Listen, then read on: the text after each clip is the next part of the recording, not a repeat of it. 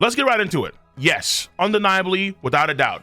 If you're wondering, Hey, King, what's your rating? 10 out of 10. This chapter is a 10 out of 10. Not only is it a 10 out of 10 chapter, but arguably the greatest panel in the history of One Piece, starring the three worlds and Frankie. What? This is unbelievable, man. The temptation to buy plane tickets to Japan and give Oda a bear hug. Normally, I fly over to Japan to dropkick Oda because he pulled some heavy cap. But nah, right now he lit. Right now it's fire, baby. Peak fiction. I want to give this man a massive bear hug. Like, bro, what Oda has done in one panel is what so many authors struggle to do for a whole series. World building, lore, details beyond belief, but at the same time, unclear narration and storytelling. So many questions are still created. We get answers to things, whether our theories be right or wrong, and we also get unclear conclusions from just one massive double-page spread and Robin reading in the Harley text about the world before the Void Century, during the Void Century, and then the world after the Void Century. And it's incredible, to the point where during my streams, we had an 8-hour discussion. We were up until like 2 or 3 a.m. I got very little sleep because I was still cooking. I was sleeping in bed and I was thinking. I got up, went, yo! Went back to bed, got up again. My night was crazy. Right now, I gotta do another stream. I gotta do another stream, breaking it down. I'm probably gonna hit up some content creators, breaking it down on stream. I wanna talk about the lore. I wanna talk about the One Piece insanity. And even though in this chapter, we have things like Shamrock displaying the service ability, which was pretty damn dope to see. In hindsight, maybe a little bit weird for someone that you would think would have hockey off the charts like his brother, but instead has a crazy mythical Zoan that's in his sword, or maybe not an actual Zoan, but an Emu granted power, because when it's introduced as Cerberus, it's not the Inu or dog fruit mythical model Cerberus, in Japanese Keroberos, and instead it's just Cerberus. So does that mean that the theories about Blackbeard being the potential Zoan ability user of the dog fruit mythical model Cerberus, are they dead? Are they in the water, KO'd? Have they lost all their stocks, never to regain them again? Would it be hella redundant though if he was the actual Cerberus fruit user in reality, but we have the Emu granted one to Shamrock? Out of all people, Shamrock. So there are for sure, without a doubt, interesting things going on there before that one massive Giga mural. And honestly, the theories that spawn from this are definitely about Shanks, where, hey, maybe Shanks has a griffin in his sword. Oh yeah, so now we're summoning all sorts of Pokemon. Gotta catch 'em all, Pokemon. And what we saw in Film Red with that stab griffin thing coming out, that fuse with Luffy's thing, what we saw when he one-tapped Kid in the anime, where it was like a hockey griffin of some kind, maybe there's an actual griffin in his sword, like Shamrock and the Cerberus. Though, how do you know? However, I will do a video on that one again, breaking it down, because in the future, we will probably see a Shamrock and Shanks interaction. I think that's very important in the future. When that'll be in the future, no idea. But I think the ideas of the Griffin, they're more metaphorical rather than literal. But you see how there's a lot to just take seeing Shamrock display this ability. And there's a good chance that because he did stab Loki with such force with his Hound Cerberus missiles, his Hauser missiles, there's a good chance that this attack probably actually broke some Loki's chains, so Loki could be free in the very near future. And ultimately, in terms of, say, you know, defense and endurance, Loki gets a lot of credit. He gets a lot of credit for taking all these attacks from Shamrock and Gunko and company. And because it has black fire, you can argue that there are some supernatural things going on with the fire itself, so it'll be more added damage to Loki in some way, shape, or form. Like, we can gander We can really, like really get a lot from the Shamrock situation alone by itself. But yo, that is not the reason why this chapter is a 10 out of 10. Because now you gotta start really plotting. You have to start scheming about the future of the story. What we know already about the past through the knowledge that we've accumulated so far in the story. So things like Dr. Vegapunk's speech, things like the murals on the moon, NL's murals on the moon, and civilizations that used to live on the moon, right? Yeah. And how you have quote-unquote aliens that are for some reason in orbit around the planet. Then obviously you have what's been going down with the Roponis existence. You have the conversation between Emu and Nefertari Cobra. You even have the hints in the Bink Sake song that refer to various things that are also mentioned potentially in the Harley text about not being able to meet again, where you have those. And obviously it clearly all depends on the translation. I've only read 2 translations of that text so far, only 2. A One Piece scan version and a TCB scan version. So in the future, obviously, the Viz scan version is gonna matter a lot. And in the future, what that means is, simply put, more streams, more videos. There's gonna probably be a video just focused on what we know right now. Then another video in the future focusing on the Viz Media version that comes out, the official version that comes out. And then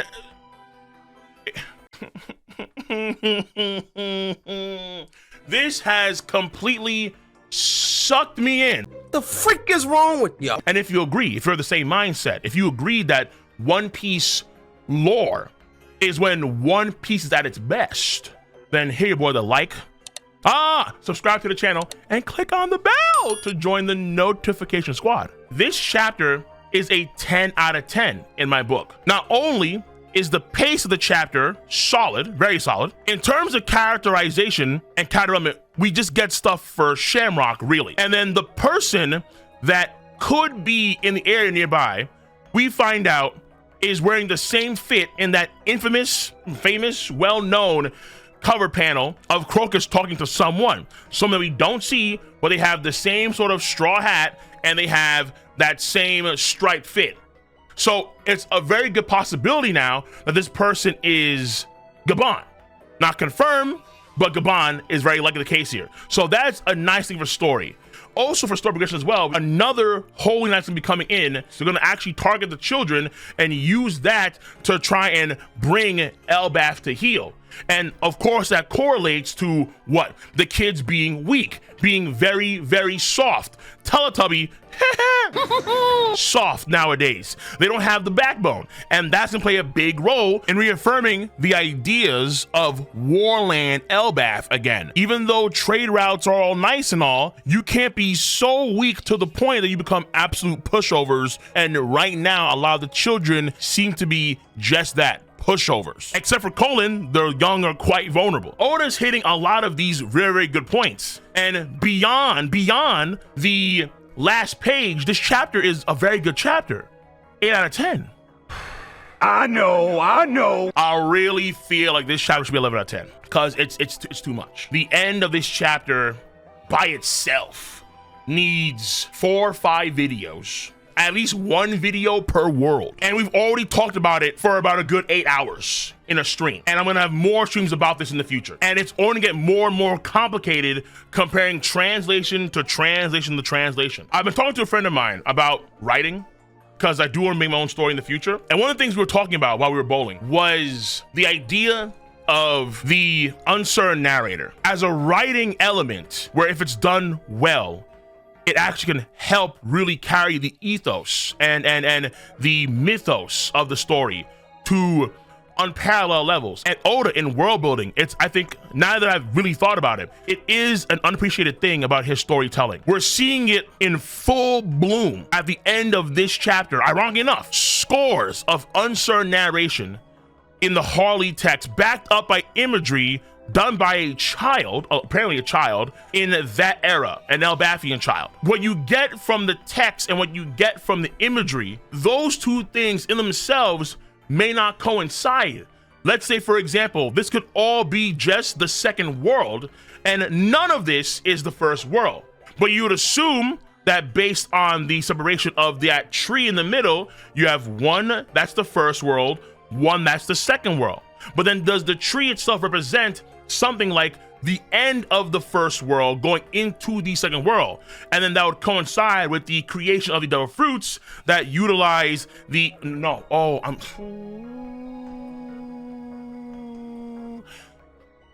oh my god, dude. This is peak. There's nothing that can be done here that can be improved on. This is peak.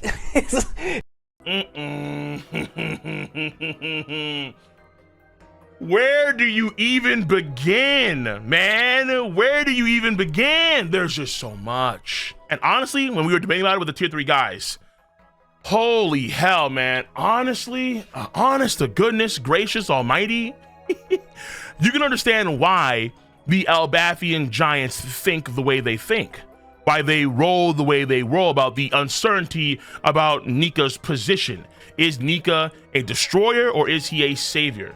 Because we were debating about what is or what is not possible. And normally I'm pretty stern on my ideas. Like, I do have a lot of grounded position, and I will do so, whether I'm right or wrong, I will do so comfortably. Anakin will not come after me. I do not lack conviction. But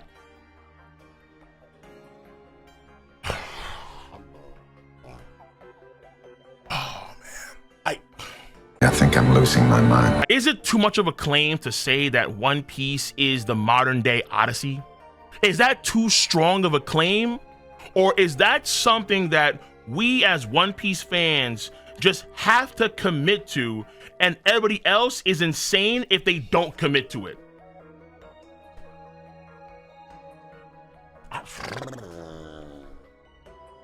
Man, listen, it's tough. We're talking about a perfect chapter in my book. Again, her perfect chapter.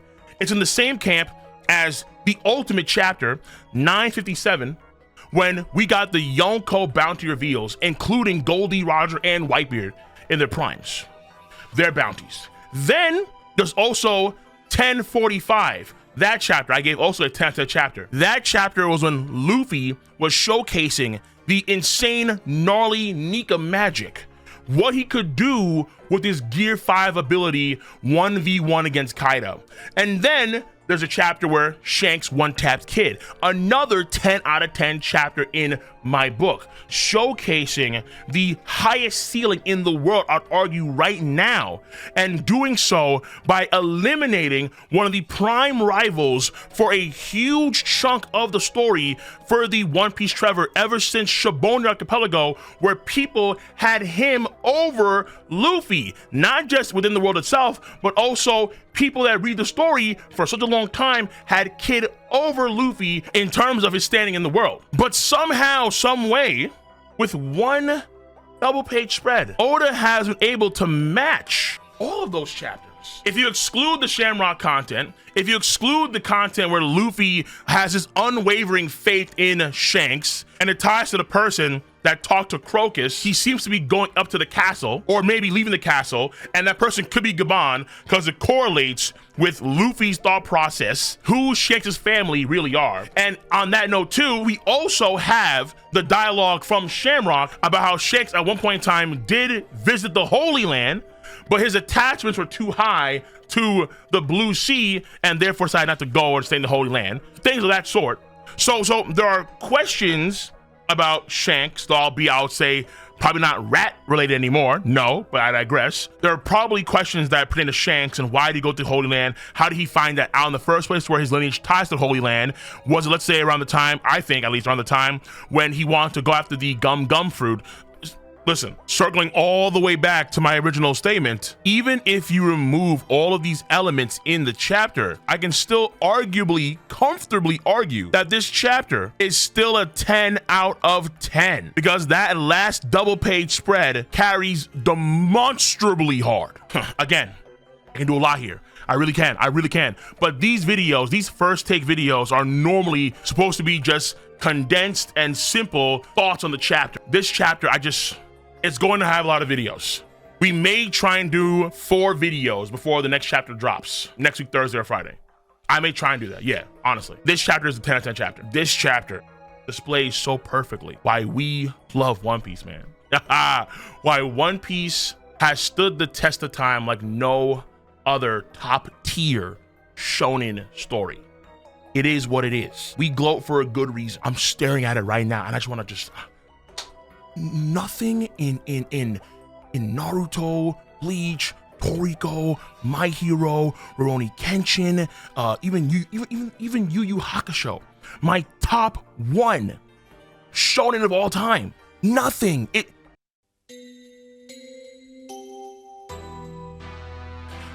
Hunter x Hunter can compete, but Togashi has his own set of issues, so I'm not gonna give that.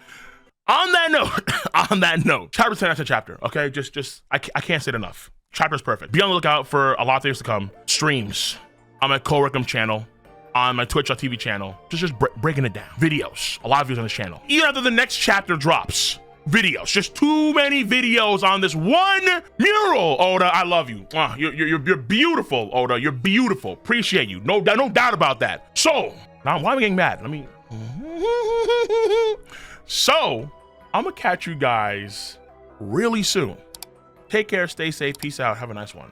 My goodness. See you. Bye bye.